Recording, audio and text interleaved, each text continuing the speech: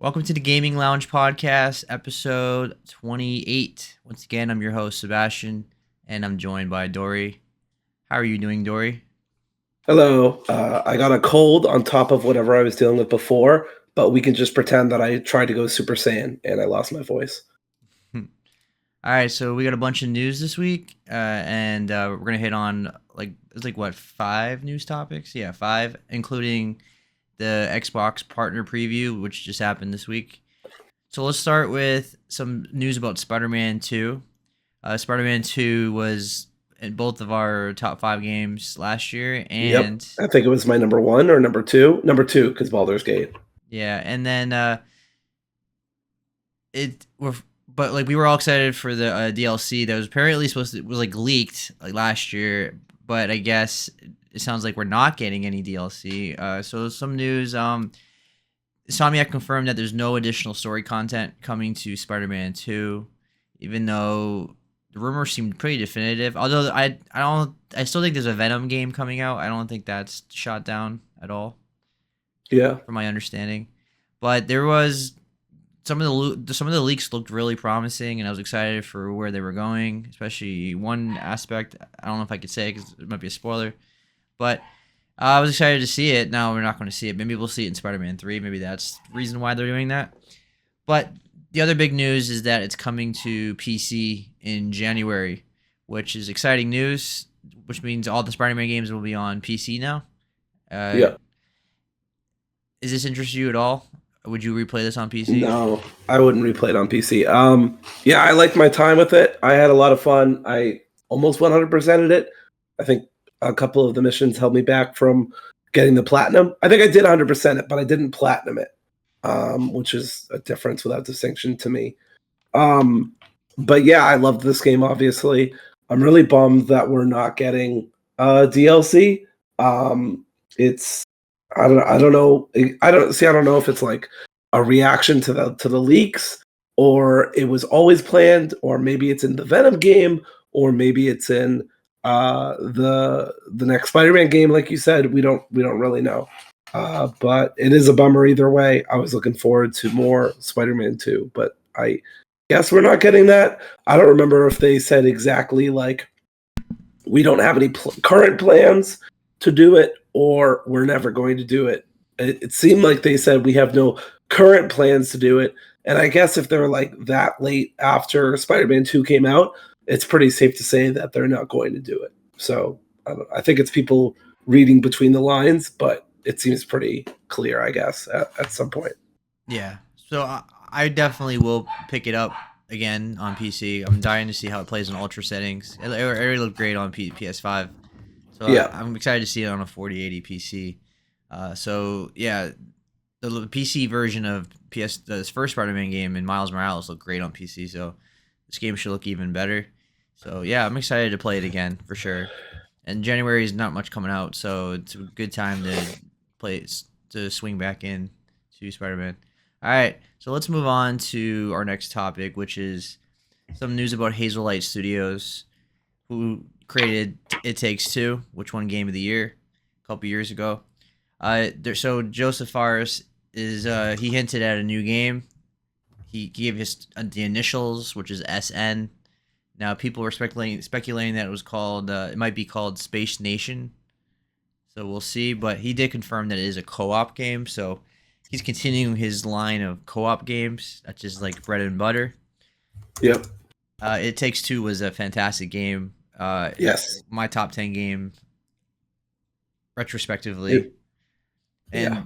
And it was amazing game. It could easily be in my game of the year potentially, but that was the year. Was that the year Elden Ring came out, or I think it was the year before? Yeah, year before, 2021. I want to say. So Yeah. That sounds like the year before Elden Ring. yeah, that could have been that. It probably could have been my game of the year in retrospect. Anyway, I'm really excited for this news. I am definitely interested to see what Joseph Fares is cooking up. I have loved every game he's made so far. Every game has been great, good to great. So, how are you feeling about this news? Yeah, I loved It Takes Two. Kim and I actually played it together. Almost made us get divorced before we got married, so that was good. Um, But yeah, I love that game a lot. I'm excited for whatever Mr. Fuck the Oscars does next. It's they make a lot of fun games. I feel like co-op games are kind of a dying breed. I know a lot of indie studios do it these days, but you don't see a lot of bigger studios like Hazelight do it anymore, much less make it their bread and butter, like you said. So it's exciting prospects. I don't know what Space Station is or what that would be, but presumably it all takes place in space or on a space station, space nation. Um, Yeah, Space Nation. but yeah, I guess we'll have to see. So yeah, a space nation with a space station. If they don't turn this into a Parappa the Rappa rap, I will be very disappointed. But yeah, it's pretty exciting. I'm hoping for good things. Hopefully, I can talk Kim into playing it with me, because otherwise, literally, I can't play their games. Well, I think they have an AI mode, right? Don't they? Don't they have AI that also can control it? I don't remember. I don't But I don't believe so, actually. oh, okay. So yeah, so hopefully I can convince Kim, because otherwise I'm SOL. I don't really play video games with anybody else these days. I'm a hermit. But yeah, uh, it's cool stuff, and I'm excited to hear more. Yeah, definitely. All right, so let's move on to some news about IO Interactive, which is with their 007 project, the new James Bond game. So they say it's progressing very well, and the CEO Hakan Abrak, I don't know how to say his name, Abrak, has confirmed that the I don't know. development is going amazingly well, and they're hoping to start a whole new trilogy with a young James Bond. They're hoping to do like a whole, basically make James Bond into like a Nathan Drake kind of thing, where it's like they want to start off a whole franchise with him in the gaming world. They're positioning the game as a quote young Bond for gamers, and they're working to create a whole Bond universe in game, which can expand over multiple titles. So they want a whole like franchise out of this, which is exciting because James Bond is an iconic character, and you can do a lot of cool stuff with it. And there's been some great James Bond games right off the top, like GoldenEye, for example. Right. But it's been a while. I don't remember the last time we had a good James Bond game, but it the type of genre it is could be a really awesome game if you like. You can do great dialogue and great storytelling and action scenes, and you can do a lot. It's a perfect movie that translates into gaming, I think, because you can do a lot of Yeah, Uncharted type cinematic things. So, how are you feeling for about sure. this? Yeah, I loved James Bond as a kid. Growing up, I realized James Bond was kind of had a lot of issues in terms of certain themes and stuff like that. But it's still a guilty pleasure movie for me. I've talked to Kim, and I really want to go back to some of the films, not all of the films. There are certain films, especially the really old ones, that don't have scenes that have aged well. But I won't deny that it's a guilty pleasure. I grew up on GoldenEye. I grew up on Everything or Nothing. Was one of my favorite PS2 games, like period. It had a really underrated multiplayer that I played with my uncle, who got me into James Bond.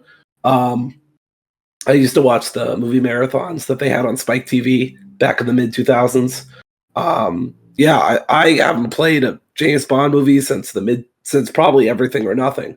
I think I also played. I want to say I played the one for the late '90s with Pierce Brosnan.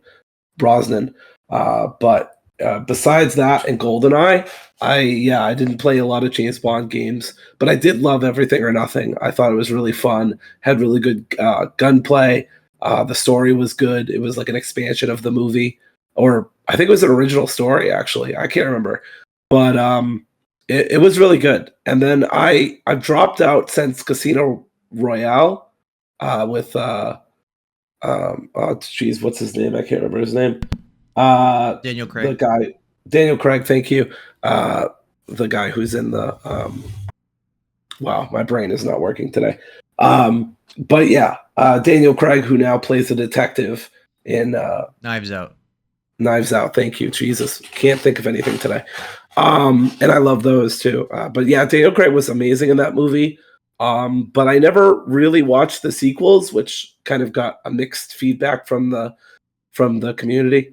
I love And Skyfall. That's what I'm here with. yeah, I've heard Skyfall's pretty good. But yeah, so I haven't really kept up with it, I guess is what I'm trying to say.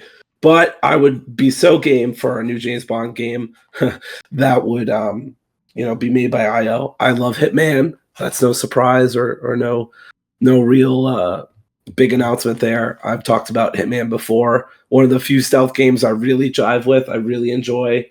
I don't go after everything in those games because it's just too much, but I do really enjoy the mission structure, how much player freedom there is. I can't say like the story moves me in Hitman games. That's not why I'm ever playing. Yeah. But I really love all 3 Hitman games that they made. I like the old school Hitman games too, like I talked about last episode. Yeah. So yeah, this is exciting. It's a good studio with a good pedigree. Yeah, Hitman games are quality. They're not my favorite games.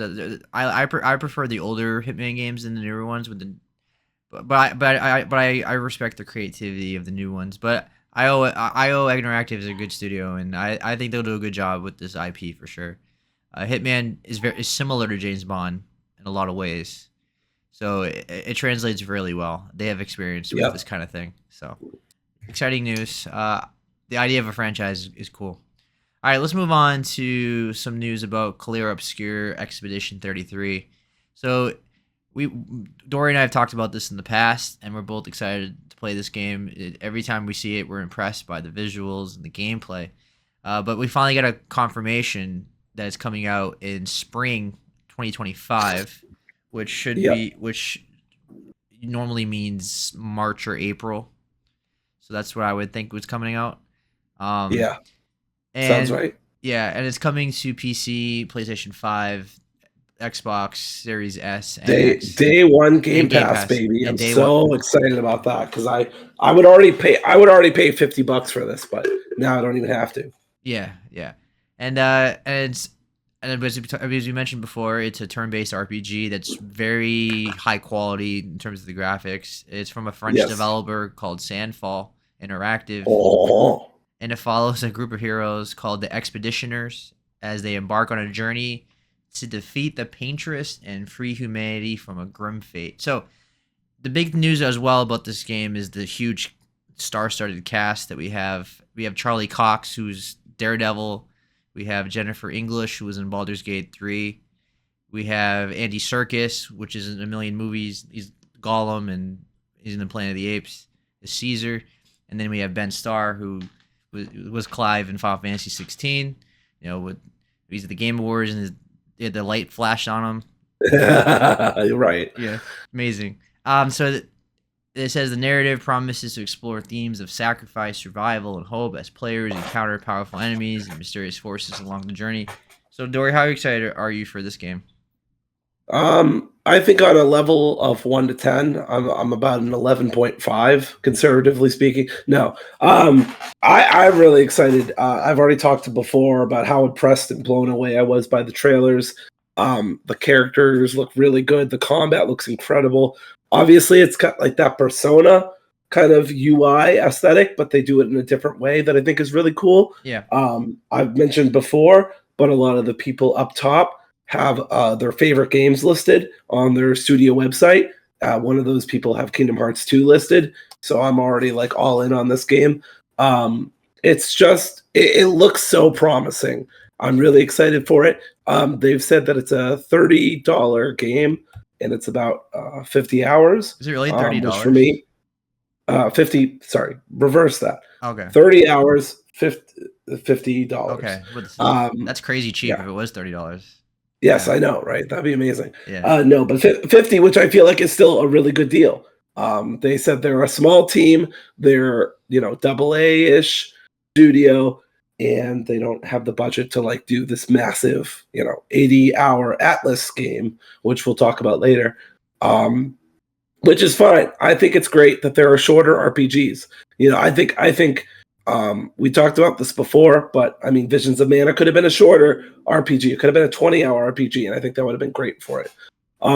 So I don't think it's a bad thing. I think $50 is absolutely worth it based on what I've seen. Obviously, I'll be paying attention to reviews. This is a first-time game from a new studio, so I think I'm trying not to get my hopes up too much, but am probably failing. It looks really good. The voice cast is amazing. The graphics look phenomenal. The gameplay looks really fun. I've really turned around my opinion of turn-based RPGs in the last couple of years. So my hype for this is at an all-time high. Definitely. And the unique thing about this game as well is that being a turn-based game that's like a Western RPG is unique because usually when we get a turn-based game, it's typically a JRPG and it typically has its own cell-shaded style or pixel style. You usually don't Right. see AAA high quality like cinematic looking game be a turn-based game with a Persona UI. So it's very unique. That's what makes it really stand out more than anything else. But the cast is also really exciting. So Yes, that's super stacked. They got Charlie Cox for that. That's incredible. definitely, and it's going to be good when Andy Serkis is in it. I feel like everything he's in is good. All right, let's move. Yeah, Black Panther was awesome. Yeah, so let's move on to the Xbox partner preview, which happened this week in October, and for October, I mean. And so what I want to do is since I am interested in more games than Dory in this show, I'm going to just go through every single game, and if it doesn't interest either of us, we'll just skip it. We'll just move on to the next thing. Sure.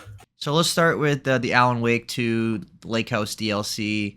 Dory, this is one of your 5 games that interested you. Why does this DLC interested you? So I didn't play the last DLC, but I really loved Alan Wake 2, and the only reason I didn't play the last one is because it wasn't canon. This one is canon, so I'm more interested in it. Somehow, Remedy seems to be implying that the game is going to get darker, but I don't know, like, visually and thematically how much darker you can get than Alan Wake 2. Without crossing the line. Yeah. Yeah, right. I'm sure there is a way, but I don't really know how they could do that in 2024 because there's already quite a lot of dark stuff in the base game. Yeah. That being said, it looks really exciting. I believe you're taking on the role of a new officer, and obviously it's got that usual Remedy Entertainment kind of weirdness. It's got new creatures. You see like this kind of Slender Man ass like porcelain creature at one point that you can fight off with a gun, and then you see Alan towards the end. So I mean, we don't really know what's going on. Not that you ever really know what's going on in Alan Wake. That's a little bit of a joke, but it looks like a good time, and I'm excited for it. I don't know if I'll play it. It comes out October 22nd. This feels like a November play for me, or maybe if I'm lucky and somehow Metaphor is beaten before October's over, which I don't think so. No. No. And then somehow Dragon Age is beaten. God help me. Fucking RPGs. I think it's a November game. Is what I'm trying to say. Yeah.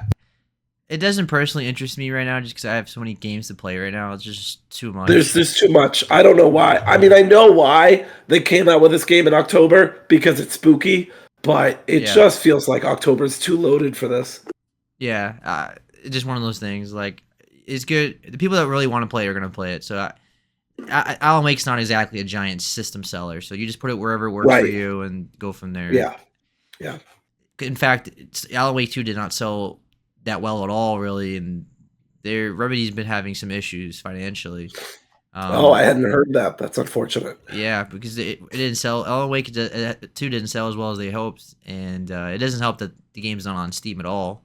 It's exclusive, right? Epic. So that must be part of it. Yeah, but and I'm assuming this can connect to Control 2 because it's all in the same universe. So I'm sure there's gonna be some tie-ins with that. Even with the use of live action, the whole vibe of this place, like of this DLC, reminded me of the Control setting. So there's got to be some connection, I'm guessing. Plus, Alan Wake 2 ended on a cliffhanger, so it'd be good to get some more, move the story forward in some way instead of doing a non-canon DLC. So, I think it interests both of us, just not this week, or not this month at all. So, all right, so let's move on to Chronos: The New Dawn. So another horror game. This time from Bloober Team, who just came off Silent Hill 2 Remake, which Yep. both of us really like. And now that they've proven that they can make a quality, great game, I feel like we should give this game some hope, right? Like we should have more expectations for it. Maybe they finally hit their stride as a studio. We'll see. But they can be a bit of a roller coaster as a studio. I never viewed Bloober Team as an awful studio. I just view them as a roller coaster. They made some good horror games in the past, but I don't think they ever made a great one until Silent Hill 2 Remake came out. So let's talk about Chronos: The New Dawn. So I'm going off IGN. It says it's their first original franchise in the survival horror genre. Their official release says it is a quote. It is a twisted time travel story set in an unforgiving post-apocalyptic future in 1980s Poland. It says the trailer offers glimpses of monstrous zombie-like creatures, a lady playing chess, and a person in an environmental suit. It also offered a glimpse of the gameplay, revealing it to be a third-person game with distinctly Dead Space-like vibes. That's the vibes I was getting as well. Quote, follow the success of Silent Hill 2, we are proud to present Chronos, an exciting new IP from Bloober Team, said the CEO. I'm going to butcher his name, so I'm just not going to say it. Our commitment to redefining the horror genre continues with the survival horror title, which represents a natural progression of our creative vision and our studio's strategy. By merging the eerie atmosphere of horror with the boundless potential of science fiction, Chronos promises to deliver a fresh survival experience. We can't wait to share it with the world in 2025. So it doesn't sound like it's coming out soon. It sounds like maybe I wouldn't be surprised if this comes out October 2025, to be honest with you. Yeah, that it seems like it's done or close. Like it seems like it's very far in development. Yeah. Okay. Yeah. I mean, I got that impression too. You know, if it wasn't for Silent Hill, not ironically, appropriately, if it wasn't for Silent Hill, I would have next to no hype about this. But the trailer really impressed me by itself. And also, like, I love Silent Hill. I think Bloober did an awesome job with it. I agree with you. They're kind of a roller coaster studio. They did Layers of Fear, which got mixed to positive reception.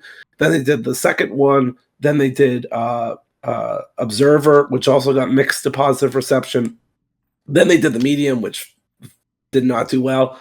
And now they've done Silent Hill 2, which has done probably the best they've ever done. Which, I mean, let's be fair, they copied a lot of their homework from the original. And that's not to say the team didn't knock it out of the park, but, you know, it's not their own, it's not original material from Bloober Team. So is what I'm trying to say. Yeah. But yeah, obviously I hope the studio knocks another one out of the park. This does look really cool. This looks really interesting. Brutal, unforgiving Poland just sounds like Poland, so I don't know what's going on there. No, I'm kidding. Had to make the joke. I don't know why. But yeah, it looks like a really cool, interesting world. I love the way the little machine works on the guy's arm. I don't know how that'll fit into gameplay. Looks like we're going to play chess against old grandmas, so that's exciting. Who doesn't love that? But yeah, seriously, this was like probably number 2 in terms of like my most hyped games. This looked really fucking cool. Yeah, the game looked really clean. It's definitely my kind of game. So yes, mine too. All right, so let's move on to Blind Fire, which I was assuming is not going to appeal to either of us, but no. So, but it's a first-person shooter that is available in early access, and it's a fast-paced arena shooter, and people use tools, traps, and even I don't know, echolocation to track down your opponents in darkened spaces. Not really for me. This is more of an Xbox. They're trying to make this like a big new multiplayer from Xbox. I play on Steam, so not really my thing. So let's just move on to Like a Dragon Pirate Yakuza Hawaii, which we're both definitely interested in, of course. Of course. The big news was moving up a week ahead, right? Yes. They said that this is really funny. They said the production is going so well, we've moved it up a week. Also, there may or may not be a Monster Hunter game coming out at a similar time, and we want you to enjoy it. So, aka they're being nice to the fans, I'm sure production is going well because they're an awesome studio.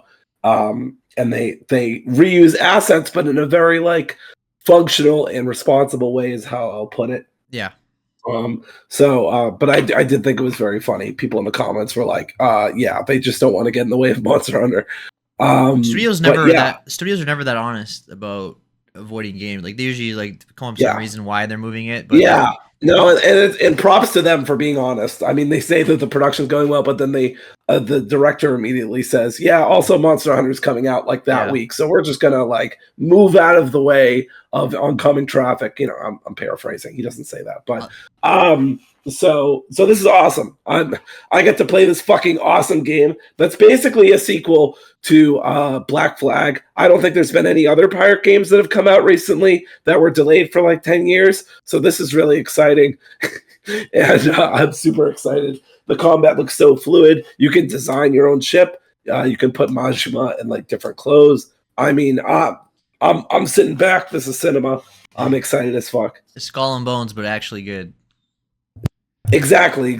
Skull and Bones. But what if it was actually good? Majima. I just gotta go down the checkpoint. Majima, a checklist. Majima, one of my favorite Yakuza characters. I love pirates. I love Black Flag. I mean, this is just hitting everything for me. What if I told you that a DLC could be my goatee for next year? So yeah, I'm excited.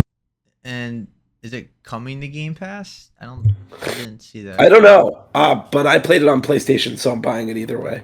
Yeah.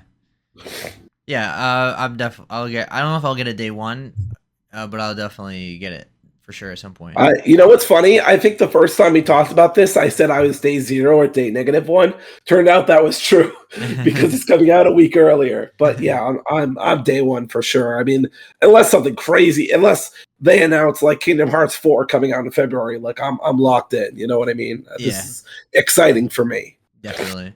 All right, let's talk about Mouse PI for Hire. This is this is an indie game we've seen multiple times for a couple years now, I feel like. And we've always expressed how interested we are in it.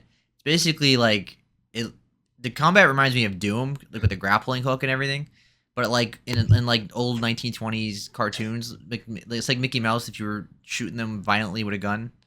Like what's not to love? It looks really, really fun and amazing. Very unique aesthetic, and it's coming out next year on Xbox and PC. So this is definitely a game I'm getting day 1 on Steam. I'm excited for it. I've always said how excited I am for it. It's like Cuphead but violent, even more violent. And I'm a huge fan of old classic Disney cartoons with Mickey and Oswald and all that. So this is day 1 for me. How are you feeling about this? Yeah, I'm excited. This was one of the games I picked. It looks really cool. Is it coming to Game Pass? It's coming to PC. No, I'll probably play it on PC. Yeah.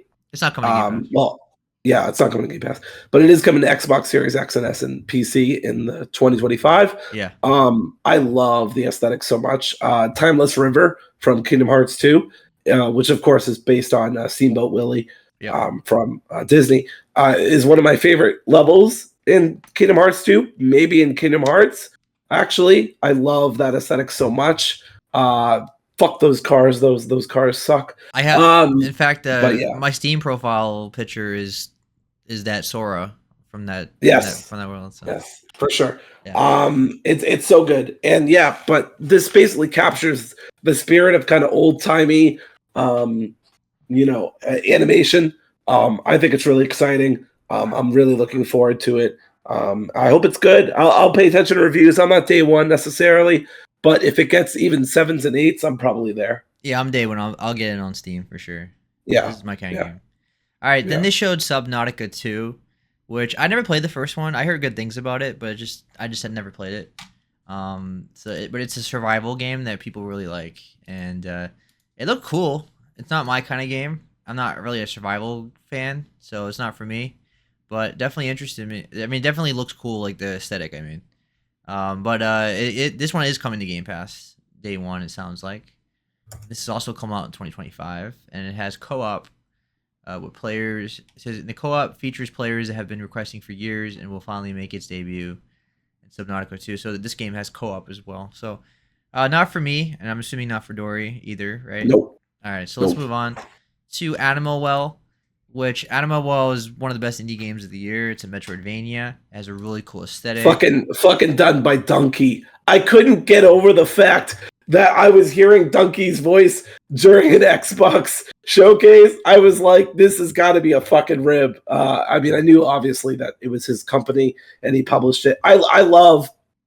First off, I find Donkey pretty funny generally. Sometimes he's annoying, but mostly I find him funny and entertaining. And there's a reason why so many people like him, generally speaking. But like, I just think it's awesome that like after many years of criticizing video games and people telling him, "Well, why don't you fucking make a video game?" He's like, "Okay, bet," and then he makes one of the best indie games of the fucking year. That's awesome. In the That is 90s, so cool. Metacritic, yeah. Yeah, that's so cool for him. I'm really happy for him. And now you get to hear his voice on an Xbox Partner Showcase. I truly sometimes feel like we're living in like some weird alternate reality. But this is so cool. I have no interest. I'm not really big on Metroidvania, although I've heard for a Metro again, sorry about my voice. It's gonna be like this. But like I've heard that it's pretty easy or accessible for a Metroidvania. There's just a lot of secrets and stuff like that. There's too many secrets. That was my thing. Yeah. You should try it. I have it on Steam, so you should definitely try it. Maybe I will give it a shot eventually. It came out this year, right? Yeah. Came out did it come out in the middle of the year or the early in the year? I know I want to say it was summertime. Yeah. But I could be wrong. Going off the top of my head. But the big news about that was that it's coming to Xbox. It's been on Steam for a while already. And it came to PS Plus like day one. I honestly presume that's just compatibility issues or indie issues with Xbox, because Xbox has had noted problems developing indies or getting indies on their platform. So that might be part of what it was. It could also be that maybe they did a partnership with PS Plus since it came to day one. True. They had to wait like 6 months or whatever. Mm-hmm. All right. So cool for Xbox gamers. But otherwise, it's been on Steam and PlayStation for months now. Another game. The next game they showed was Eden Zero, which was an anime action game, which actually looked cool to me. It's basically it is a manga and an anime. I don't personally know this series, but it's by this. I looked it up. It's by the same guy who did Rave Master and Fairy Tail. So the guy's got some pedigree for sure. Yeah, I watched Rave Master as a kid. I loved Rave Master, and I really like Fairy Tail. But it's this game. I don't know how I feel about it. Like I'm not like I'm definitely interested in it. It looks like I love the aesthetic and the visuals of it, and the action look really fun. I just need to see how it plays, because it doesn't look like the most high quality kind of this action I've ever seen. You don't get a lot. I'm looking through the trailer. Well, re-looking through the trailer, you don't get a lot of gameplay. So I'd like a better sense of how this plays. This was almost on games I was interested in, but like you said, there's just not enough to go on in terms of being interested in the gameplay. Yeah, but it's coming to Xbox and PC, assuming Steam at some point in 2025. So I'll keep an eye on it. I'll put it on my wish list and keep an eye out. Yeah, because it could be something like like one of the Tales game, or Scarlet Nexus or something, like a game I don't expect to be amazing, and then all of a sudden it's like an awesome anime style action RPG kind of thing. So I'll keep an eye out for sure. The next game they showed was Eternal Strands, which was a third-person action adventure game, and it had a lot of elemental stuff, fire and ice, and you were like throwing it at giant boss battles. Like you were fighting like a titan and riding on a dragon. It looked cool. How did you feel about this game? Because it reminds me of Dragon Age and Assassin's Creed, kind of like. I liked it, but it didn't. I don't know. It didn't really. It definitely gave me some Shadows of the Colossus vibes. Yeah, in some of the clips, just because you're climbing up these big fucking things. I know that's like an easy comparison to make, but it fits. It looks like a lot of variety with the combat in terms of elementals, like you said. The graphics look really pretty, but they kind of remind me of fucking Ubisoft. I can't remember which game it is, but it's one of those open world games that they came out with a couple of years ago. I know it really reminds me.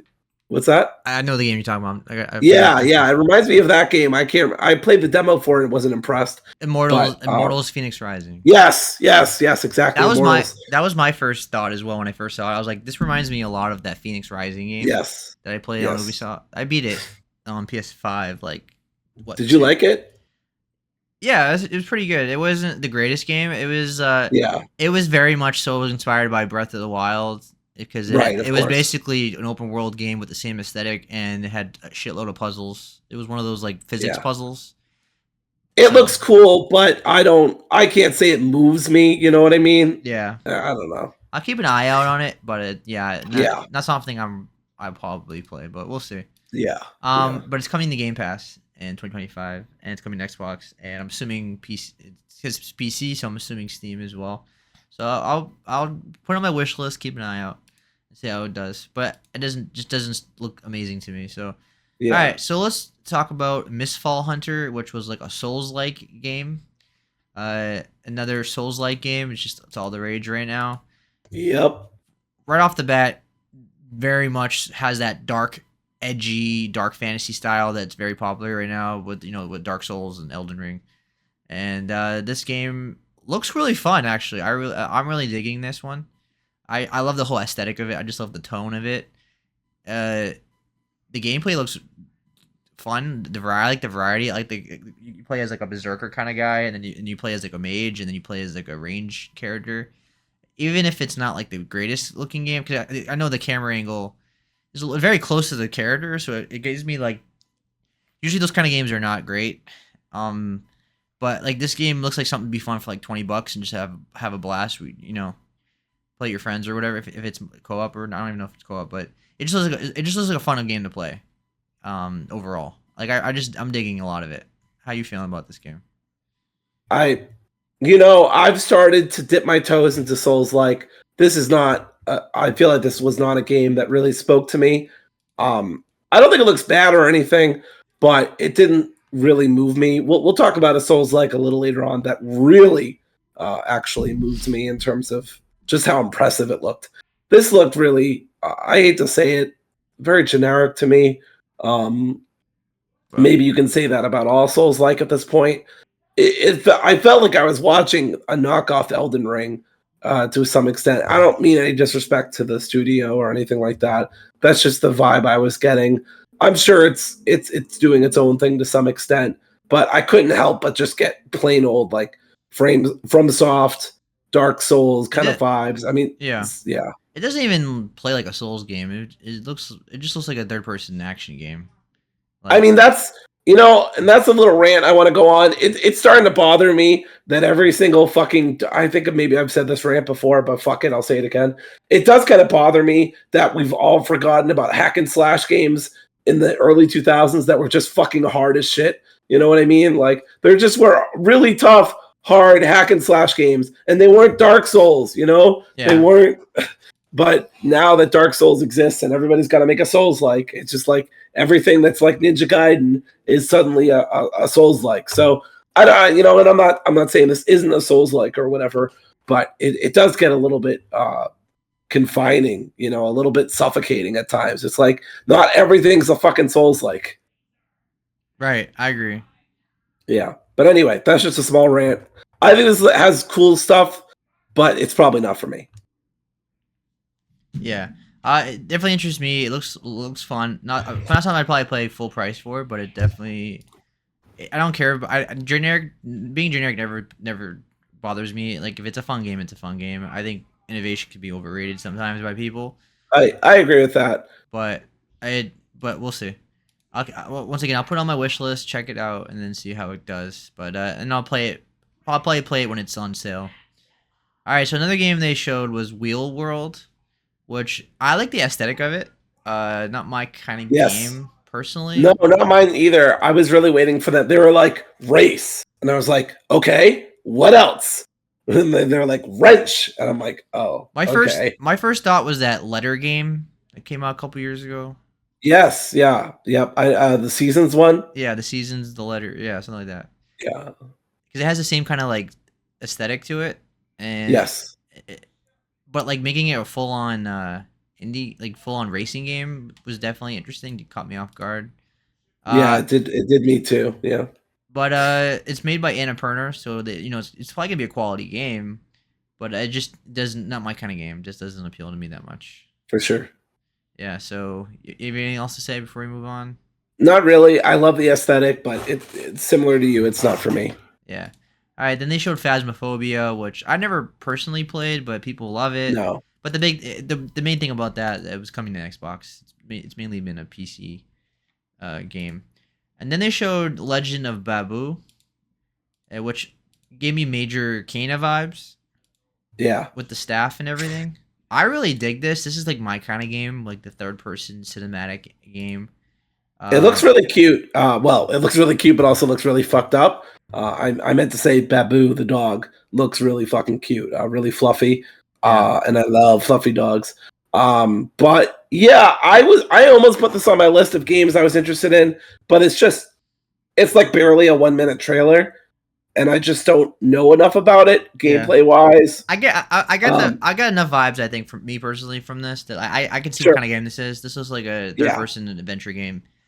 The only thing I don't like is the character model of the boy looks a bit off. It looks very. I thought honestly, and I'm not saying this is like it's gone woke or whatever, but like at first I thought that was a girl. I couldn't really Is tell. No, it's a boy, I guess. And Okay. but I it doesn't matter either way. But I just was a little confused. His face, his eyes look off. I think that's why. Maybe. It looks girlish. Like it looks like a girl. Yeah. Yeah, but I mean, kids can sometimes be gender ambiguous. You know, I work with kids, and there's definitely been moments where I thought somebody was a boy or somebody was a girl, and they weren't. I had this kid in my summer program who, like, at first I thought was flat out like was in fourth grade, and I thought was a girl. Yeah, that happens. But anyway, Yeah. so it happens. So it's whatever. But But yeah, I think this looks cool. You know, I got some vibes from it that maybe there's going to be some story-based choice just because like the mother was talking about not falling to darkness and not making bad decisions and stuff, but I could just be making shit up. That's just the vibe I got, but maybe that's not going to be a factor at all. Yeah, I really like the platforming. I'm digging the aesthetic. It reminds me of like, it's giving me a mix between Kana and like Ico or The Last Guardian or something like that. Yes. I'm digging the aesthetic. So this is definitely a game I will 100% wishlist and keep an eye out because it looks like my kind of game, and it's coming to Xbox and PC in 2025.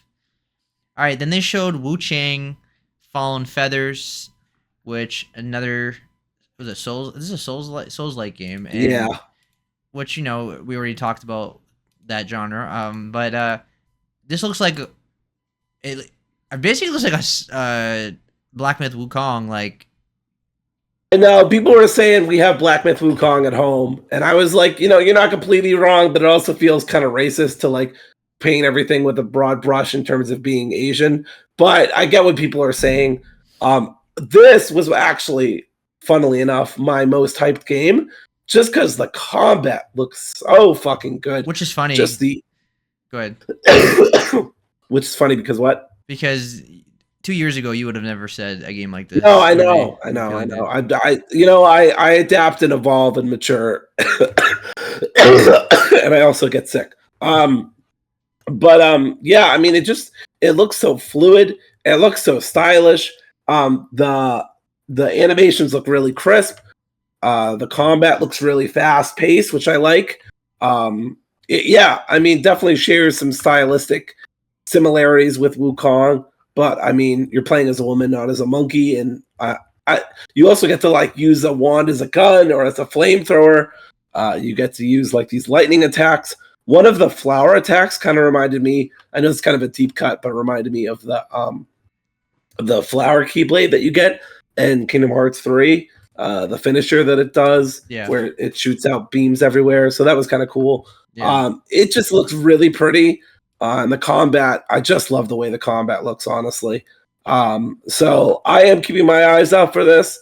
I know some people just think it like looks like Black Myth Wukong, but I don't know. It It feels different enough to me. it's going to feel that way because it is, ancient China. Yeah. The setting's exactly the same. The aesthetic's the same. So the gameplay is the Yeah. same. So I understand the comparisons. I'm sure China's going to keep making these kind of games. Black Myth Wukong was like massive seller. Huge. Yeah. So we're going to see similar Souls. Like, it's just a popular genre right now. So, people say that about every Souls game that comes out at this point. Oh, that looks like Dark Souls. But this game looks unique. I feel like the boss battles stood out with the certain mechanics of it, like dodging tornadoes and stuff that were cool. The aesthetic of it is cool, and the gameplay looks fun, and the graphics look awesome. This looks like a potential day one for me, so this is definitely a game I Yeah, will. it's Game Pass, so I'll at least try it, Like I tried Flintlock and I ended up really liking it. I ended up liking it more than Zeb did. Yeah. Even though I recognized it definitely had its issues. It's still in my top 10. Yeah. I don't know how much longer it'll be on my top 10, but yeah. Because we also got Wo Long, which came to Game Pass last year, which is also a Chinese Souls game. So yeah, we're getting a lot of Souls games from China. China's just recently got into the market. When I say market, I mean outside the mobile market, and started making AAA cinematic games. And if they're anything like Black Myth Wukong, then it's exciting because Black Myth Wukong was a fantastic game. All right, and then finally they showed FBC Firebreak, which is set in the Control universe, so it is canon, I suppose, to Alan Wake and Control. It's a 3-player co-op multiplayer game, which is the first multiplayer game Remedy's ever made. Yeah, it doesn't really appeal to me that much. I don't. I know this is not the reaction maybe some people will want to hear, but what the fuck are we doing? I just was like, why are we finishing with this? Wu Chang was so much more impressive than this was. I have zero negative interest in this. And I liked Control, and I love Remedy as a studio. I don't know what we're doing. This feels like somebody up at top pressured Remedy to make a more normal game. I maybe that's not true. I know Remedy does their own thing. Maybe they really wanted to make a multiplayer. I don't know. That's probably. But this feels. That's probably more the case, I would assume. But yeah, I'm trying to be generous. But this just feels unnecessary. It takes away from. Maybe it doesn't because they've split up teams or whatever. But they could have those people help them work on Alan Wake 3 or DLC or Control 2 or the remasters of Max Payne. I don't know. I'd rather see any fucking thing else from Remedy besides this. My assumption, I mean, I don't know how big Remedy is, but it seems like they're working on multiple games at the same time, and this is like a project on the side. I'm sure they are. Because I know the what do you call it? Also, why is it 3-player? That's so weird to me. Why is it not 4 or 2? I don't. It's just so weird. Yeah, but I'm assuming that they're working on Control 2, Alan Wake 2 DLC, Max Payne remaster remake. Yeah, I'm sure they are. But I just time. Yeah. So, but I don't know. I just think they could have more people working on that and less people working on whatever the fuck this is supposed to be. Yeah, but I'm just bitter about multiplayer games. Yeah, this infecting single player studios. Yeah, this is not for me. But it's coming to Xbox, PC, and Game Pass day one. All right. Well, what does it say day one? But this is Game Pass. All right. Yes. So let's move. So that's the Xbox show. So overall, I would say it's a good show. I thought there's plenty of games that interest me. Some of them I already knew about, but it was just cool seeing them even more. The biggest surprise, the coolest thing that like really stood out to me was Chronos. A, being so close to Silent Hill 2 remake, you know what I mean, and then B, being like a third person Dead Space kind of styled game, and then and what else? It was the Legend of Babu stood out to me, and then finally Wu Chang Fallen Feathers was the best game shown at the show, I think. Yep, I agree. All right, so let's move on to what we're playing. So that's the end of our news topics. So I've been playing 2 games this week, mostly Metaphor, and Dory played 2 games as well. Which actually I've been playing 3 games. 3. I want to. With the demo. Yeah, I do want to. Yeah. But one of them is going to be real brief. One of them is going to be real short. Yeah, so let me start with mine first. Sure. Because we'll go more detail with Metaphor next week when you start playing it as well. Yes. So I've been playing Resident Evil, the original 1996 version. I bought the collection on GOG, Unfortunately, there's no collection on Steam or the consoles. So, but the GOG version has is no DRM free and all that. So I own it outright. No one can take it away from me. And I was playing it on my Rogue Ally, and it's it's not perfect, but it's really good. Like it's really nice playing an old game that I played a trillion times, but not for a long time. It's been a long time since I played the original. I want to say the last time I played the original. Actually, no, I beat the Resident Evil 1 on PS Plus when the PS Plus changed the whole like their whole thing, and they added PS1 classics to it. They added a director's cut. I did beat it then, but other than that, I beat it. Last time I beat it was on the DS with the Silence version. Have you ever played that one? Like that No. version? Yeah, that one was like the best one because they added new features to it where like the crows would fly at you and you could slash them with the knife by using your finger. Oh, They had cool. cool touchscreen stuff. But anyway, it's a really cool port. I'm actually excited to go through all three games again. I you know even though I've beaten them like 30 times, I can I can fly through those games because I know them so well. But I'm definitely interested in playing them again, and especially Resident Evil 3. I think Resident Evil 3 is the one I haven't played in a long time. Like, there's a lot of aspects of it I don't remember because it's been like 15 years. You know, like I mean, don't get me wrong. There's a lot of things I remember, but I'm saying like there's parts of the game that I don't remember. It's been a while, and I still a little sour over the remake taking out aspects of that game because they made a shorter game even shorter. So, uh, really cool. It's also cool that like I always love that Steam allows you to add non-Steam games to your Steam library. So I was able to add it to my Resident Evil collection on Steam, and I was you can customize the title of the game, and you can use custom artwork. So I went online, grabbed the artwork of the original games, and put it on there, so it looks like I own the original games with all the Resident Evil games that I own on Steam.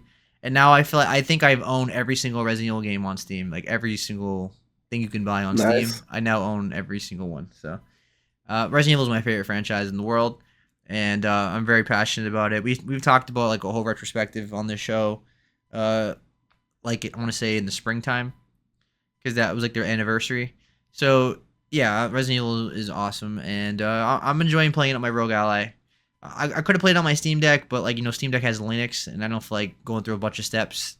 Rogue Ally has Windows, and it's just easier to download GOG on there, and then because all the Rogue Ally is just a gaming laptop that's in a handheld form, so it has a desktop like a regular computer. All right, so that's Resident Evil. Metaphor ReFantazio. Um, how do we start with this? So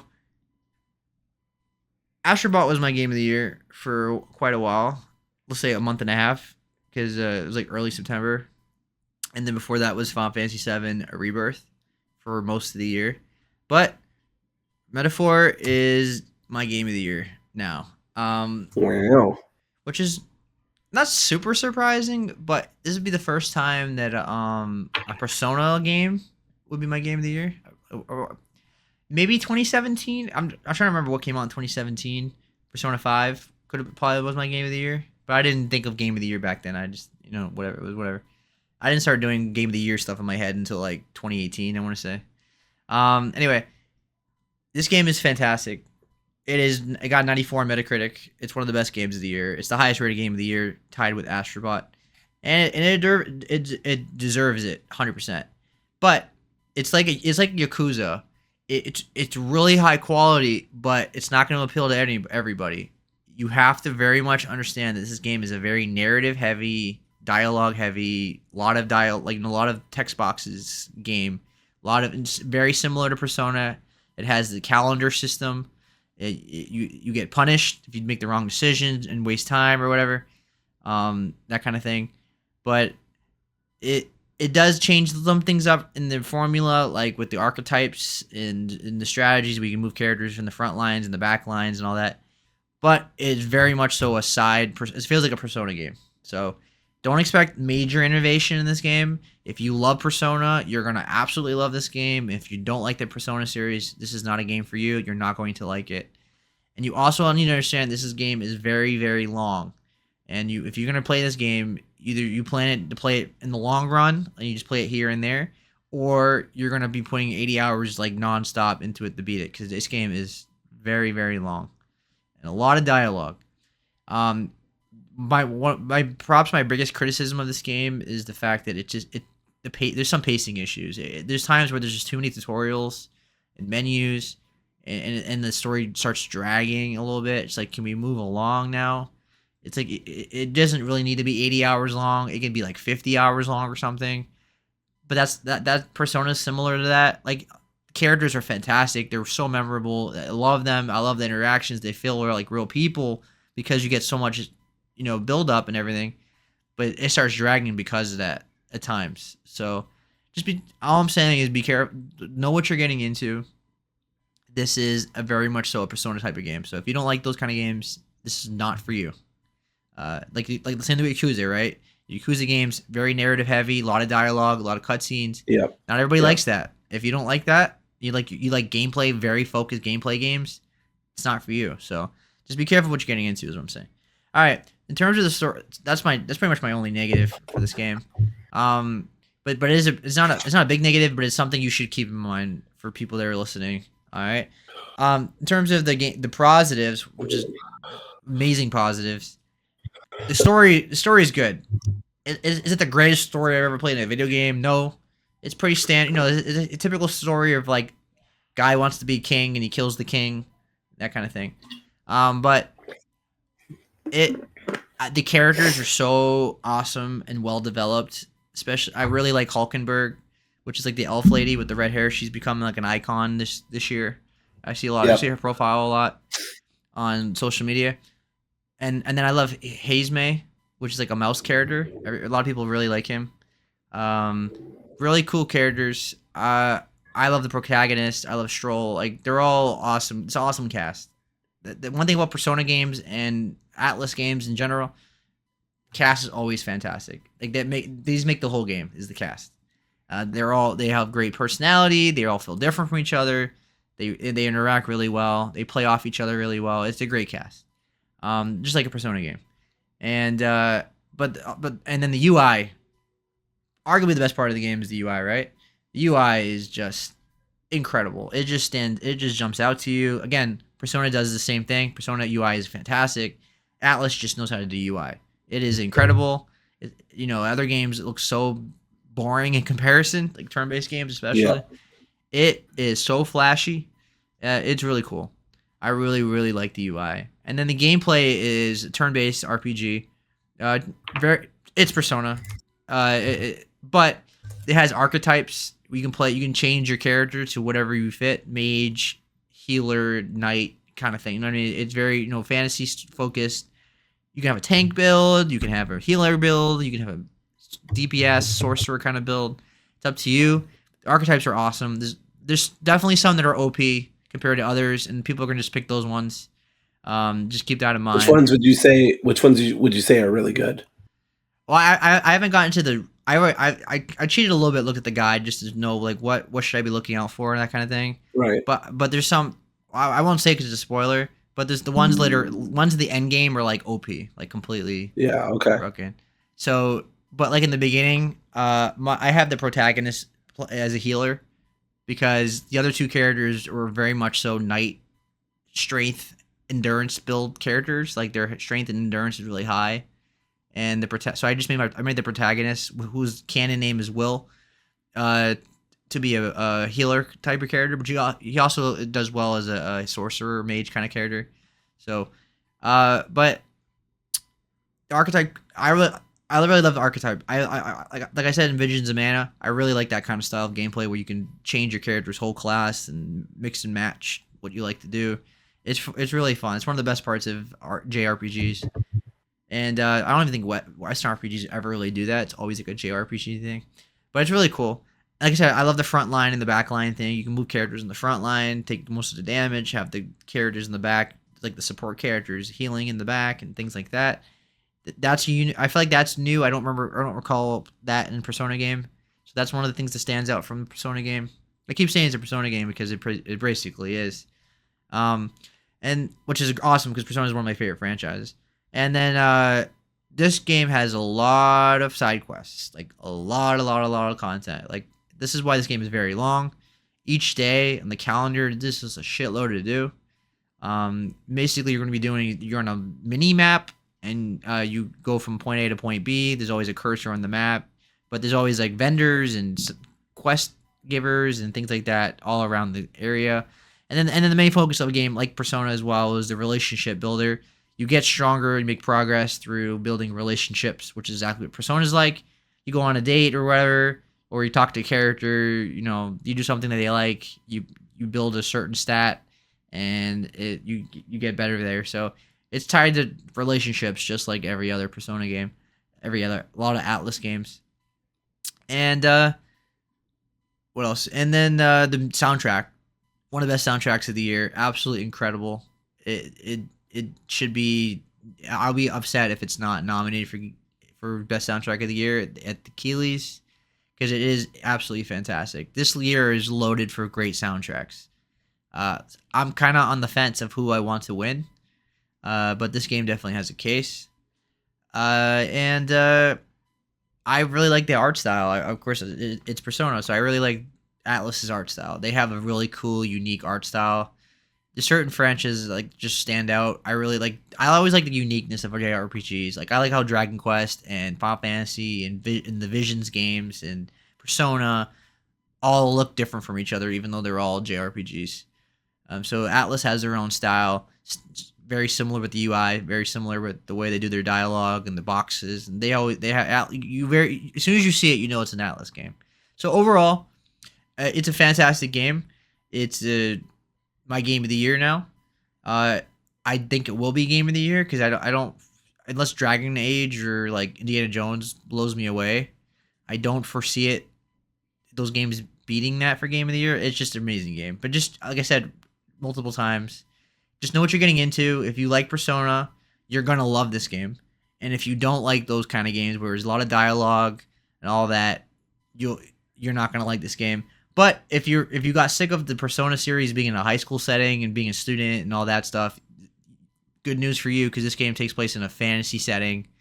There is an aspect with the modern setting and all that stuff, but you're not a high school student or anything like that. So if every Persona game does that, you start off in high school and it takes place at school. But in this case, that's where it's really unique. So yeah, it's an amazing game, absolutely fantastic. Total recommend. Just make sure when you start playing it that you have the time for it, and that like don't expect to beat this game in a weekend or anything like that. This game is a commitment, and it's gonna be a journey. Don't rush it though. I don't feel like you have to play this game 15 hours a day because you will get burned out. There's just so much dialogue and slow moments that like if you try to rush this game, like oh, I really want to beat this game, I have to beat this game. You're gonna start liking the game less, and you get burned out. So let it be a journey. Play it here and there and stuff like that. And you can. I'm not saying never play it for more than 5 hours or like that, but like just don't be in a rush to beat it. Enjoy the game and absorb it. So because it's an 80-hour game basically, if you want to do a lot of stuff. Any questions before I move on? No, sounds great to me. I play about 3 to 4 hours of games a day, so I'll definitely be taking my time with it. Yeah, this game is going to take you a month to beat at least. Yeah, I don't know what the fuck I'm gonna do when Dragon Age comes out because I really want to play especially if Dragon Age gets really good reviews. Although if it doesn't, I guess that'll make it easier. But we'll see. We'll see how I balance that. I work full time, and what I like to do is I kind of treat it like Yakuza. It doesn't have a chapter system, but I sometimes I'll aim for like, oh, let me just do a day of the calendar. Yeah. And then if I have like limited time, I'd be like, okay, let me just get a day out of the way, do like a dungeon if I can, and then I'll play it. Right. And then sometimes I'll put it down and play something else because like sometimes these kind of games it feels good to like play this game and then like play like a more action oriented game just to like unwind and play something a little more fun, action packed. Right. I mean, I'm not saying this game's not fun. A little more interactive. You know? Yeah. So if you know how to balance it, it's you'll really like it. But it's game of the year. So that's my games that I'm playing. Dory, you have beaten Silent Hill 2 Remake and playing Dragon Ball Sparking Zero. So let's talk about Silent Hill 2 Remake. Now, before we start, I'm assuming you don't want to do it. We probably should do a spoiler cast unless you want to do it here, but that will probably take too long. So let's just No, keep it. we'll do a spoiler. We'll do a spoiler cast some other time. Yeah, so let's keep this focused on the second half of the game that you played, and Yep. go ahead. Yeah, I also played Citizen Sleeper, but we'll talk about that later, and it'll be pretty brief. Yeah. Silent Hill 2. Overall, just want to get this out of the way. My number 5 of the year right now. Excellent game. I did have one major problem with it, but we'll talk about that later. I'll just go through the pros. I already talked about some of these pros, so they won't be new, but just to go over it. Combat is clunky, but I think generally it works with who James is as a person. And it's solid in its execution. See what I did there? But generally I feel like I'm in control of what James is doing. And like what I want to get done in the game from moment to moment. Yeah. I felt like the gameplay was surprisingly pretty good. Like it was clunky for sure, but like it never. Yeah. I was surprised it didn't bother me when I was playing it. Yeah, I think there's only a few niche situations where it bothered me, and I'll talk about that later on. But it's not. Yeah. It's not generally speaking a big deal. It's okay. It's all right, basically. Yeah. Graphics look really good. Face animations are spot on. Character models look good. I believe when characters are crying or they're upset or they're happy, there's not many moments they're happy, but you get what I mean. The storyline is just excellent. The story in general is probably an all-timer for me in terms of survival horror. I don't know. I'm not going to say an all-timer in terms of video games, but it's up there. It was in 2001 because the games never did this in 2001. Yeah, for sure. I'm sure it was probably number 1 back then. Yeah. I loved Angela the most. I thought she had the most moving storyline. I was almost brought to tears at one point. I think her actress knocked it out of the fucking park and then some. The story treated her right, which is amazing to see for a game into the 2000s. Yep. And it's just like it's just incredible to me that they treated her with so much respect when this was not. I know you've said this before, but I'm going to join you now in the chorus. It's amazing that this game treated her so right during a time where they just didn't do that. They didn't talk about this shit, and they still don't really. And I'm not saying they have to.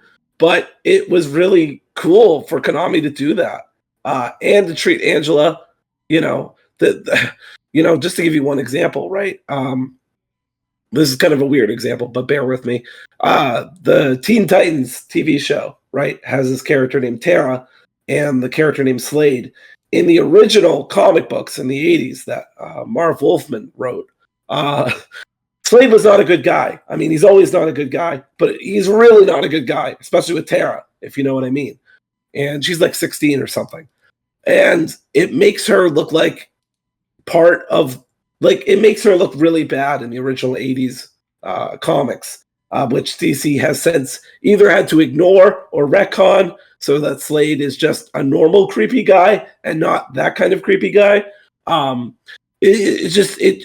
know that's 20 years before Silent Hill, but I mean, it speaks to, how this is sometimes treated. And even in the medium, right, that wasn't treated well. So I'm really impressed by how they treated Angela, is what I'm trying to say. The enemies are designed well. I generally thought that they looked intimidating. I know that there is some lack of enemy variety. I'm not going to dispute that, but I'm also not going to say that it bothered me that much. Usually, if I got tired of one enemy, another enemy was right around the corner, or they mixed it up, or they added more. So that was fine for me. The boss fights, except for one, which I'll talk about in a little bit, are well done. They feel like modern boss fights. I never felt like anything was too cheap. Again, a couple of exceptions, but generally speaking, I never felt like, this was obviously made in the 2000s. Yeah, before you move on, yes, they definitely modernized it Because in the original games, you basically just get locked in a room and the monster walks slowly towards you and you stand in one spot and then you shoot it Yeah. and you move it with tank controls out of the way. They've definitely modernized it. First, like they put the pyramid head fight in a big room where you can dodge the knife attacks and stuff like that. They made the abstract daddy fight be in a hallway where there's like a lot of cool cinematic moments in it. They did a good job with the boss fights overall. Yeah, for sure. And then there's one that Dory's going to talk about that I disagree with her on, but I think they did a way better job in the remake than the original. The original one was really not the best. Yeah. But you go ahead. Yeah, and also worth noting, I never played the original. I'm pretty much a total newbie when it comes to Silent Hill. So that's also worth considering. I don't really have that reference. Yeah. In terms of like what they used to be. Yeah, it's not like you're super behind anyway. I mean, people only like the first 4 games, and a lot of people just completely dismiss every other game after that because they were made by Western developers. All right, go ahead. All right, so puzzles felt pretty rewarding. Generally speaking, I had a really good time with most of the puzzles. I never really felt like I generally felt like I was being rewarded, or that the process of getting the puzzle solved was rewarding, because this game's all about exploration. I generally liked what I was experiencing with the puzzles. I have some criticisms of the puzzles, but I'll talk about that in a second. Lastly, unless Seb can think of anything else once I'm done with this, and obviously let me know if you think of anything else. The soundtrack's fucking phenomenal. It's really great. Some of it genuinely made me really fucking tense, and really, really like nervous, just because of like how how just good it was, how synced up it was with the action, or just how it reflected whatever was going on with James. So yeah, good shit. Silent Hill 2 soundtrack is one of those goated soundtracks in gaming history. People usually list it as one of the greatest soundtracks of all time. And Bloober Team basically used all the same songs, just modernized it a bit. But they got the same composer and everything, so it is one of the greatest soundtracks of all time. It knows when to scare you, know when to be sad, know when to be melancholy. It's just one of the greatest. It's one of the goats. There was a couple funny moments where I'm like, okay, can the music chill? Can the music fucking chill, please? But yeah, that's just because it was so good. I really had a good time with it. Yeah. All right. Unless, Seb, is there anything else you want to add to about the pros that you think I missed out on? No, I think you nailed it. I'm glad that you really enjoyed it as a newbie to Silent Hill. Silent Hill is one of the best horror franchises, and I'm glad that more people are experiencing Silent Hill 2, which is one of the greatest games of all time. It's my top 6 favorite games of all time, like just period. It's always gonna be my top 10 favorite games of all time. I know this game so well and I love it so much, and I'm glad that you and other people are playing it for the first time. And I think this game did a fantastic job remaking a classic while spicing it. They changed. I think the changes they made fit very well. It feels more Hollywood. Like the acting is a lot better. I know people like the old school weird aesthetic acting, like because acting was off back then, and it fits the tone. But in this case, I really think the emotional performances of the changes they made, especially with Angela at the end, like they made it more subtle, and she's like more defeated. That captures what they were going for a lot better than the original. So I think this game does things better than the original in some parts, but for the most part, it was very close and very similar. It's the same exact story, and they did a phenomenal job capturing the same magic. Now, I won't say that they did. It's not a 5 out of 5 for me. It's like a 4.5, kind of a weak 4.5. Here's some of my cons. Some of the puzzles are really padded out. I don't like how long some of them go. I honestly skipped some parts entirely just just like by looking up the padlock keys or the safe keys or whatever. At that point, I was like 10, 15 hours into the game. I just kind of wanted it to be done. Not that I wasn't having a good time, and it didn't like ruin the game for me. It's just something that stuck out to me. I think they just made the game too padded. I don't know if it was to line up with modern sensibilities because the original was like 8 to 10 hours, and that's just not what we expect from games that are, as expensive as Silent Hill 2 is. But I don't care about that. Like, that doesn't matter to me. I think they should have kept it 10 hours, maybe a little more, maybe 12 hours. I don't know. I'm not a fucking game dev. I don't know. Yeah. Yeah. I agree with you. That was my biggest criticism of this game. It's not a 5 out of 5 for me either. And the biggest reason why is because I felt like there were sections that were just too padded out. Yes. The original game was much shorter, especially in the labyrinth part. And the prison part was really cool, but the labyrinth part just felt like a little dragged on way too much for me. Yeah. And yeah. So here's where the clunkiness really got to me at times. When there are enemies that are slithering around the floor and James just can't fucking hit it for the life of him, that can be frustrating. It's not a big deal. It didn't happen so often that I was like, fuck this game. But it did happen enough for me to notice it and be a little frustrated at times. I agree with that. Just something I thought, yeah. There's some parts where like they slither away from you and you have to like try to catch up to them. Like this is a bigger issue in the street. I feel like they would just like run away from you, and it was like, and he can't keep up. It's like, bro, where the fuck are you? Like, James cannot keep up. So the puzzles, the clunkiness, the padding. I'll talk about the Eddie fight. I'll try to keep it brief. I don't think it's a big spoiler for a 20-year-old game that you fight Eddie. But, if it is, I mean, just skip this part or skip right before I started talking. All right. So I know we already talked about this, but Seb's going to disagree with me. You don't have a lot of fights with humans in this game. I think that's objectively true. Because of that, I was not really ready for how fast humans move compared to the usual monsters. Eddie, despite how fucking fat apparently he is, I'm not saying he is, just he thinks he's fat. That's people call him fat. That's the whole point of his character. Yeah. Right, no, I know that's the point of his character, but I'm just highlighting for how apparently fat he is. So, like, you would think he'd be out of shape or a little bit slower. Dude is super fast. I was taking shots at him, and he was dodging it like he was fucking Neo from The Matrix. He hit super hard. Even if you reduce it to light difficulty for combat, his revolver kills you in 3 shots. So I looked that up. So I never even reduced the difficulty because it wouldn't make a big difference. The worst part is that the visibility is shit in the fight. You're in a meat locker. There's mist everywhere. It's not good. And I know that's the point of the fight, but it just really messed up my aim. And I think also I've heard, I don't know if this is true, Seb.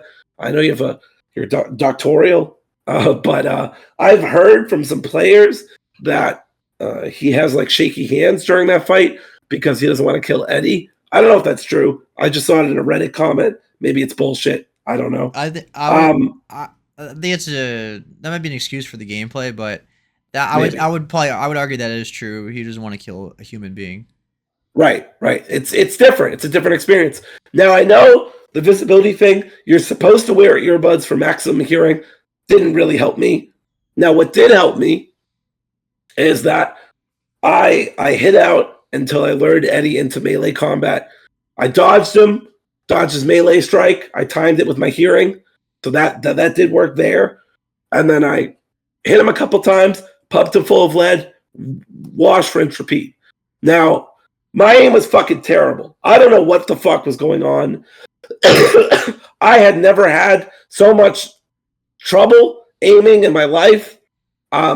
I fought monsters after this fight. My aim was mostly fine. I fought monsters before the fight. My aim was fine. I killed one of the mandarins in less than 2 minutes. On my first try, I killed the final boss on like my 3rd or 4th try. Like, it's not me, So I don't know. Maybe I just suck. Maybe Eddie's just that good. I don't fucking know. I hated the fight. I thought it sucked. for me personally. Maybe it was me. Maybe it's Maybelline. I don't know. I spent an hour and a half on this fight. This fight literally ruined my night because I could have beaten this game or at least gotten really close in the hotel. And instead I had to spend another night where I couldn't, where I had to play it, which, I mean, it's not the worst thing in the world. It's my number 5 in my top 10, but it was really frustrating. I was talking about it with Seb, and in my opinion is every game gets one bad fight. And, I understand I'm in the minority here. A lot of people think this fight with Eddie is awesome. I think that's just relative awesomeness. That's kind of bring up the fight because the original fight sounds miserable. I even saw a couple clips. It looks miserable. But I'm not wrong either, just because I'm in the minority. So, yeah, I didn't like it. It really bothered me. I was tempted to bring it down to light, but when I saw that you can only take 3 hits no matter what, I was like, I'm not even going to bother. Because dude I had a ton of health. I had a ton of ammo, especially rifle ammo. I just couldn't hit him for shit. And I don't know what the hell was going on. But that's my story with the whole Eddie fight. I know Seb disagrees. I know most people disagree. But I didn't like it personally. But like I said, it's not a big deal. One bad boss fight out of 6, 7, whatever. Not a big deal. But just something I wanted to rant about because I didn't like it. Yeah, I disagree. I think it was a great fight. I think one of the best fights of the game for me. The original one was not the best, and there was a run killer if you're trying to do the perfect run. So people always recommend you save before that point. But I'm not gonna say you're wrong because it's subjective, of course. But I had no issues with it. I beat it on the first try, so I don't. Yikes. I don't know. I did fine, I guess. Hey man, I don't know either. I wish I understood what happened because for some reason I either couldn't get him or he just got me really quick. I couldn't explain to you what exactly was wrong with me because every other boss fight I beat Pyramid Head first try every single fight. So like again, it doesn't seem like it's me because I was fine. But this fight just fucked me up, so I don't know. Yeah. But yeah, just one of those things. I don't know. I don't understand it. I tried to understand it, but whatever.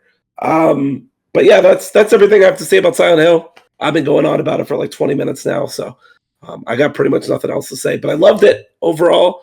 I don't want to end too much on a sour note. I thought it was a really great game, excellent game. Just with one bad boss fight and some pacing issues. Yeah, I agree with all your criticisms except for the Eddie fight, but I agree with your criticism of the pacing, and I think this game could have been cut out a little bit, but I think it's an excellent game. It's in my top 5 games. I think it's me too. Number 4.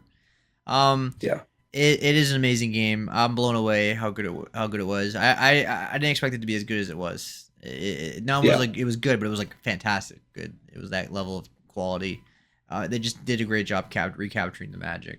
All right, so you also played the Citizen Sleeper 2 demo. So talk about correct. I'll be very brief about this because it's only like an hour long.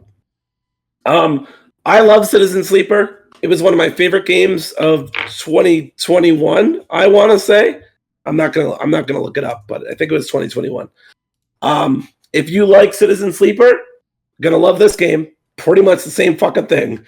I'm not saying that's a bad thing necessarily, but it's just they don't innovate a lot. I did have some UI issues.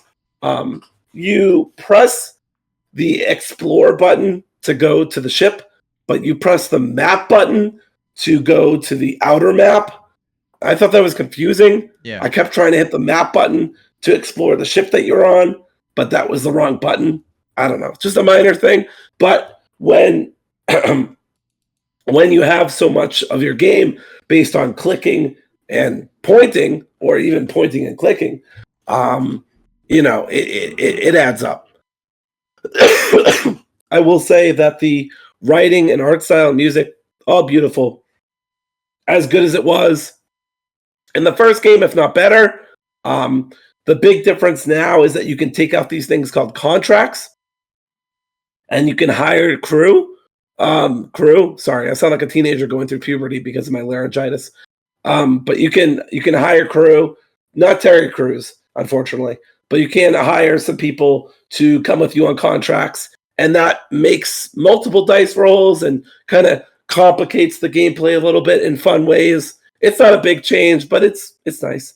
I actually got to talk to the official Twitter account for a little bit about the UI issues I was having, and they did say they would look into it, so that's cool. That's the nice thing about being a small indie developer. Um, and then, yeah, excited for the full game. Like I said, I don't have much to say about this game, just that I'm excited for it. I love the demo. Go check it out. It's only available for like 3 more days, the 21st. So if you want to go play it now. All right, and then finally, you've been playing Dragon Ball Sparking Zero, which I talked about last week. So, Right. how you feel about it? It's not going to be my top 10, but that really more so speaks to how stacked the year is, more so than I agree. yeah, it look, here's the pros, right? Before my voice fails me. The game is gorgeous, especially the particle effects. I mean, the kamehamehas, the blasts, the explosions, the destructible elements. I mean, it's fantastic. It looks so good. I love it. Um, the just like when you're doing supers and especially when you're doing ultimates, it just looks so like fluid and nice. And show accurate. Yeah, show accurate. Yeah, for sure. Yeah. Overall, just a really pretty game. The voice actors are largely on point. A lot of the people who worked on Super are back, or the people who are currently working on Daima, which I haven't been watching because I've been catching up with my hero. But yeah, it's been nice to see a lot of returning people. I kind of wish I love Damian Mills as Frieza, but I do wish they kept Linda Young. I'm not sure why they got rid of her. That was But yeah.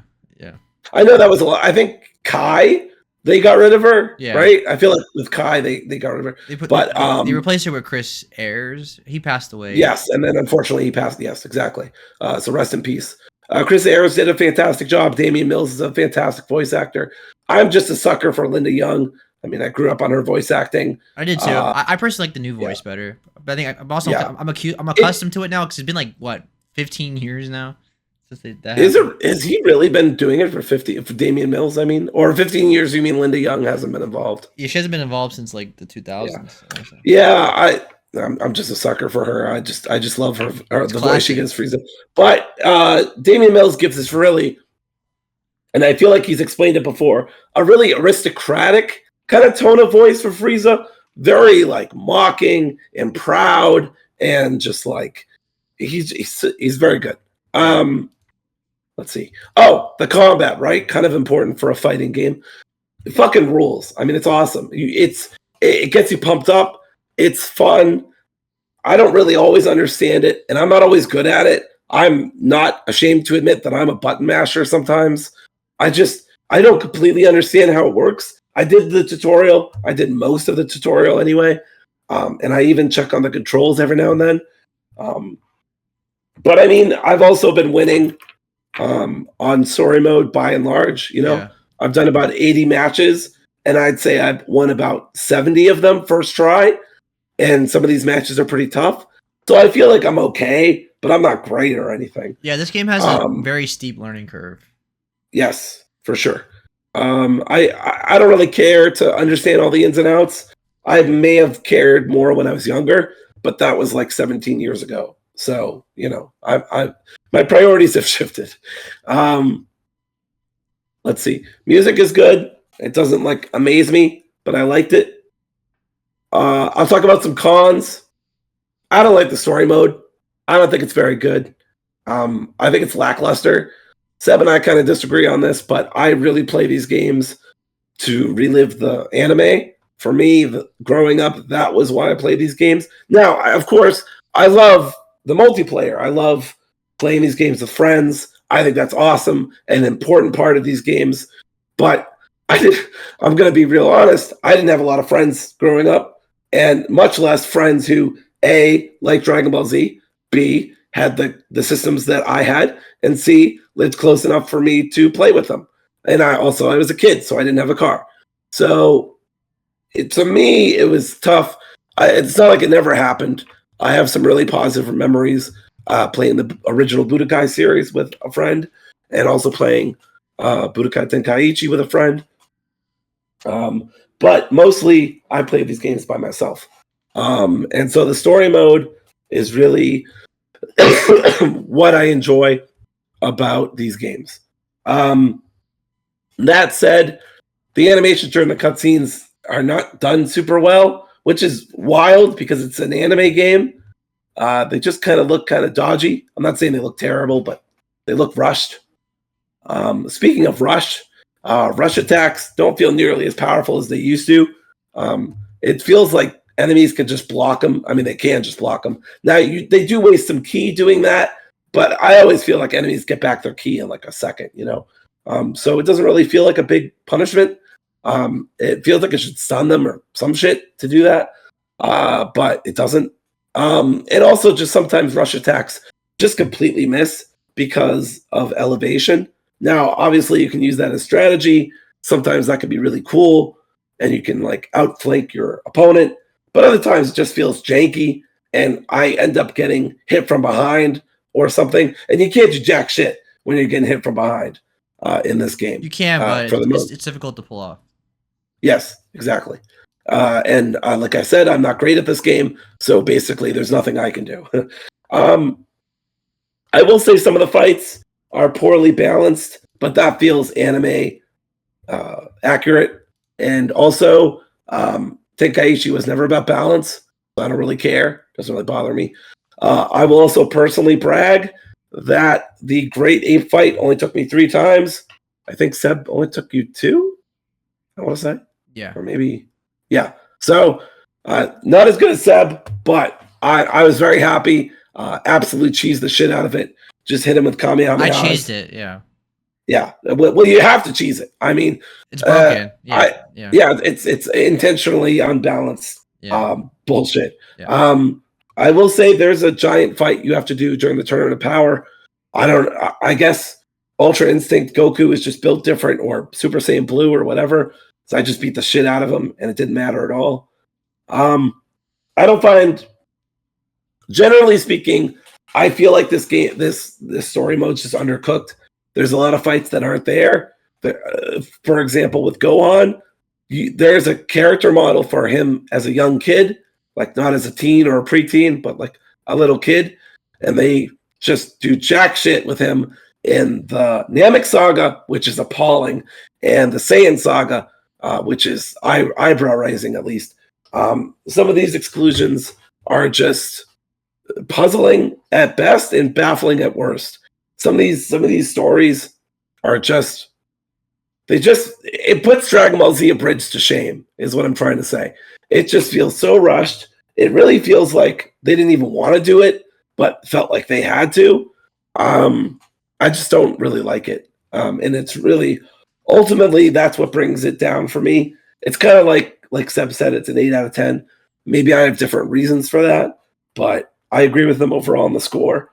I wish this had a better story mode, and I wish certain things about the gameplay were minorly changed.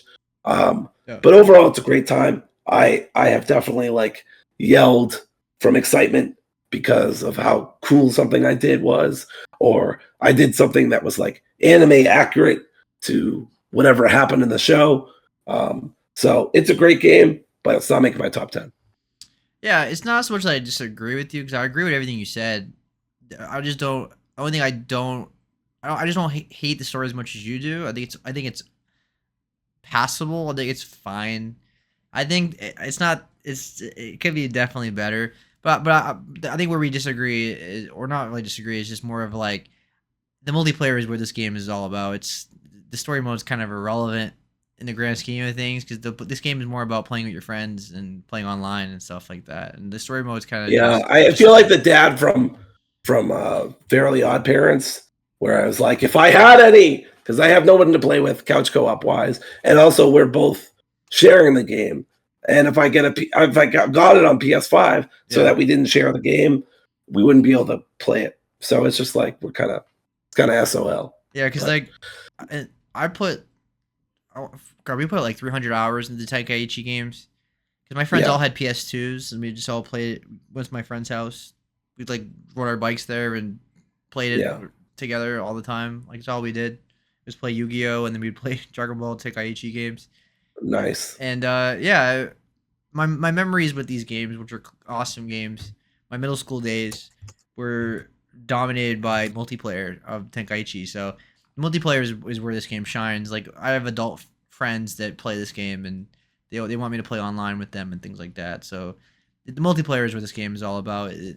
The story mode is kind of just, it's there for content, of course. And I haven't completely finished it yet because I prioritize metaphor. But it's not the best. Kakarot does it way better. But it's fine. There's some I like the what if scenarios. There's one what if scenario that Gohan has that I thought was interesting, but wasn't the greatest. Yeah.